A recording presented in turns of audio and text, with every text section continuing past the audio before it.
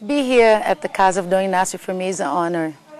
I was healed here in March 2005 after being diagnosed with breast cancer in Rio de Janeiro.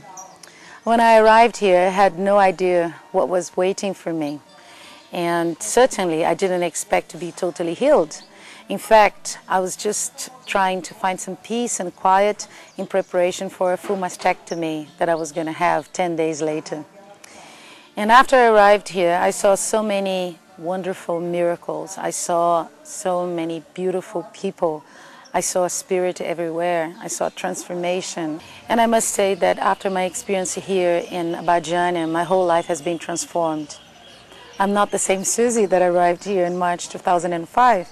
And perhaps that's why I'm now doing this work, trying to disseminate the teachings and the experiences of Casa Dom Inácio in the world. The healing that happens here, it works on so many levels. Some might say it's physical, but in reality it touches the emotional body, the mental body, and the spiritual body. People that come here and really embark on a journey of transformation, they can see many different aspects of their life being transformed. After having been healed in the Casa, I was invited to be part of their group of medium healers, which means that in every session I sit in the current room, which is the room where people meditate for hours in a row. To be a medium healer is such a unique experience because you know that you are part of this powerful field of energy that is supporting the work that the entities of the Casa are performing. And also, by being in that field, there's so much that's happening within yourself. So by giving, I'm also receiving. I would say perhaps that for me, one of the most important things that I've learned in Abadiânia is that spirit is so alive at every single moment and within us. And that is one of our greatest goals in life, is to realize the depth of that truth, to realize the depth that we are children of God, that as God we have the ability to heal ourselves by walking into the field of grace that actually dissolves whatever it is that is causing the disease. And so you have the opportunity in Abadiânia to walk in this field of miracle, to walk in this field of grace every single day.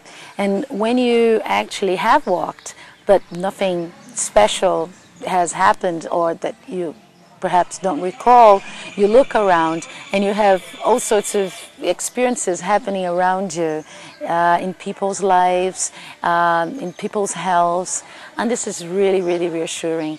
Now that I live in the USA and I don't come to the Casa every week, I still sit in my little altar at home and I connect to the entities of Abadiânia, and especially when we do the current room, we connect to the healing power of the work that is done here. We are all connected with this field. And that's what I invite every single person that I meet these days, is to awaken to this wonder, really, and to realize that it's so alive. It is so alive and it's so close to us. The Casa of Dom Inácio today is one of the major healing centers of the world. And once you arrive here, you know that your heart wants to come back, and sooner than later. One of the ways that this can be done is by coming with a group and staying at least 2 weeks in the Casa, during which you come many times to the current room, and possibly you can have a surgery, what they call a spiritual surgery, which requires deep rest afterwards, or you could have various sorts of treatments. There is beautiful crystal beds in the house. There's also a very sacred waterfall that one needs to get permission to go. But you know, even to be in the atmosphere of this holy place can contribute a great deal to the de-stress of our lives and to promote the healing. When you come in a group, what happens is you process every day the experiences, the fears, the joys, the happinesses, the expectations, the hopes, and that's precious in itself.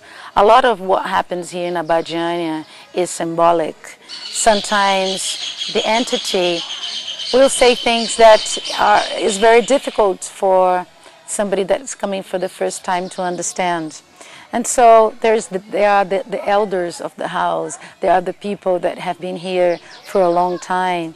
And through this sharing, through this communication, there's a lot that comes to us. Things that perhaps on the first moment were not totally conscious.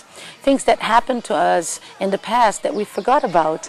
And the healing entities would come and say, hey, you know, you need to evaluate that. You need to think about that. You need to change this course of action. And so they can be very quiet and spiritual and working on issues that have to do with karma to very practical, immediate issues that have to do with daily life.